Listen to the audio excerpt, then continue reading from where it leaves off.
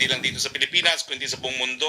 Inanunsyo po ng Pangulo na siya magbibigay ng pabuya ng hanggang 10 milyong piso sa kahit sinong Pilipino na makakadiskubre ng vaccine laban sa COVID-19. Pinapaanunsyo rin po ng ating Presidente na siya po ay magbibigay ng isang substantial grant sa UP at sa UPPGH para po makadevelop nga ng bakuna laban dito sa COVID-19. Binibigyan linaw din po ng Presidente na ang kanyang binanggit sa huling talumpati niya ay para tumulong at tawagin ang AFP para nga ipatupad po ang ating ECQ. Wala pong illegal dito. Sangayon po sa desisyon ng ating Korte Suprema, ito po ay ginagawa ng lahat ng administrasyon, tumatawag sa AFP kung kinakailangan na magpatulong sa AFP.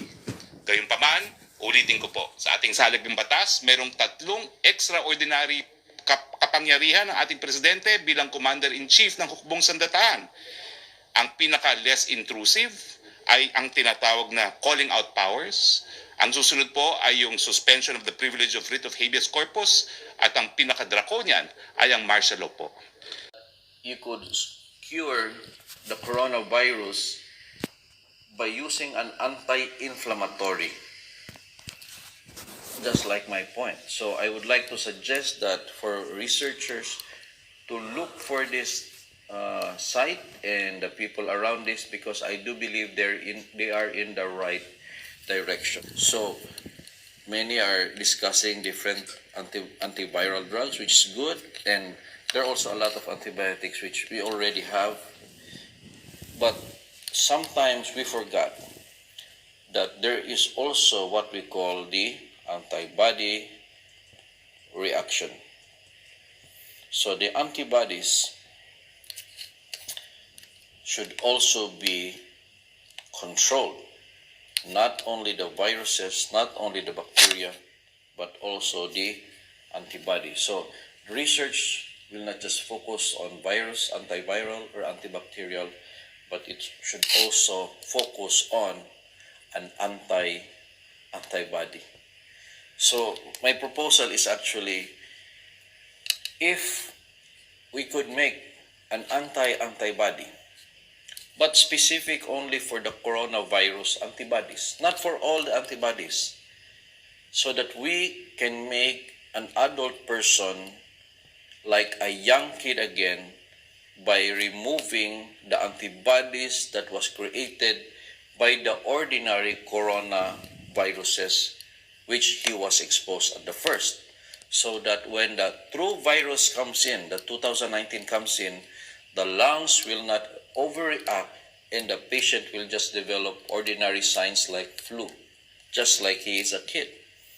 So if there can be a research, I would like to ask researchers to focus on an antibody focused only, not for all antibodies, only for the coronavirus's antibodies that a patient could take even prior to the illness. So for example, in an area that there is an epidemic like in China, it would be good that people around can take something that could lessen the antibody reaction in case they get to inhale the coronavirus.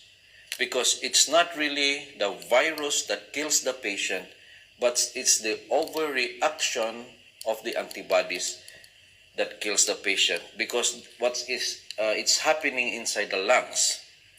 And 5 minutes of less oxygen, it can already destroy your body and it can already kill you. So therefore, it's good that there will already be a prevention for that severity. And could it be that when the patient got the virus, that you could increase the dosage perhaps of that antibody so that the reaction will not become severe.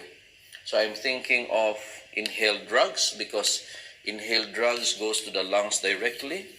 But of course, I'm thinking of IV drugs in oral forms. But I'm thinking of an antibody focused for the coronavirus antibodies.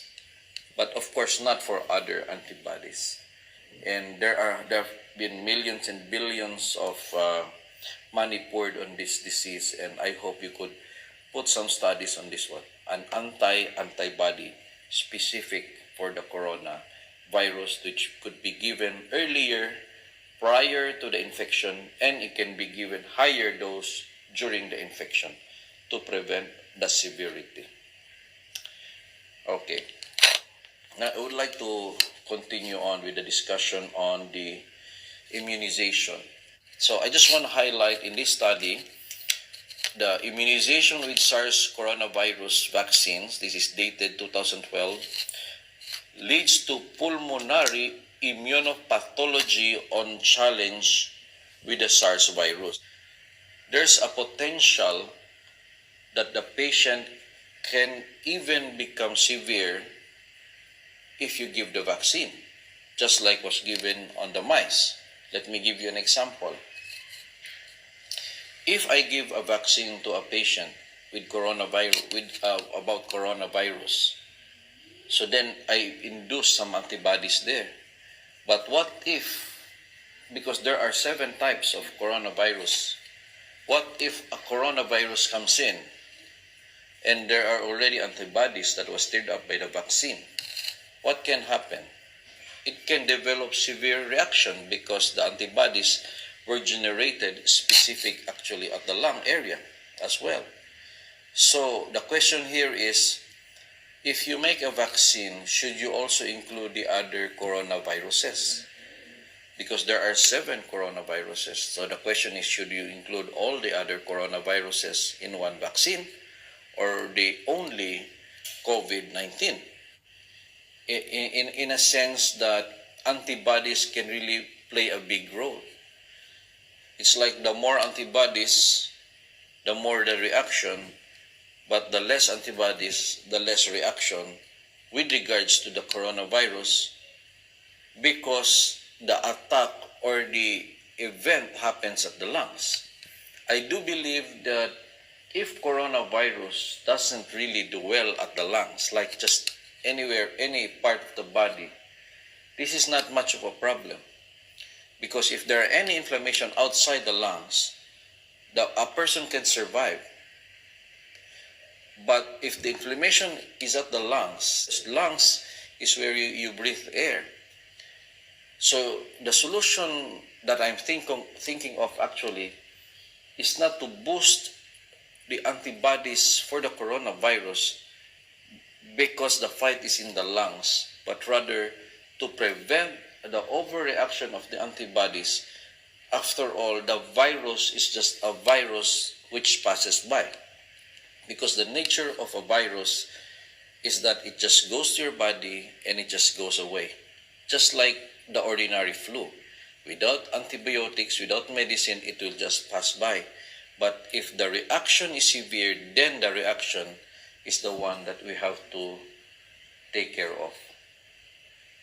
So again, vaccination, just don't rush vaccination. I really suggest that you have to study it very carefully using the old researches made on SARS vaccination, and we should prevent severity from happening if we induce immunopathology. Okay, and then finally, I would like to discuss on the management. So how do you manage as of the moment? Because when the lungs overreacts, you can no longer breathe, and then after a few days, the patient dies. Many do some intubation, but the problem with intubation is that even if you intubate and place the patient on the machine, if all the part of the lungs are swollen or edematous, still, even if with a tube, the oxygen doesn't function well. So I'm thinking here of an outside lung.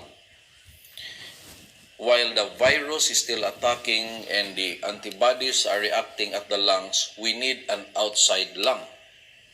It's like a dialysis. A dialysis with regards to kidney, it's like an outside kidney cleaning the blood. We also need an outside lung removing the carbon dioxide and giving the oxygen while the lungs are severely swollen because of the reaction of the antibodies with the virus. So what we have actually in this world, what we have is the ECMO.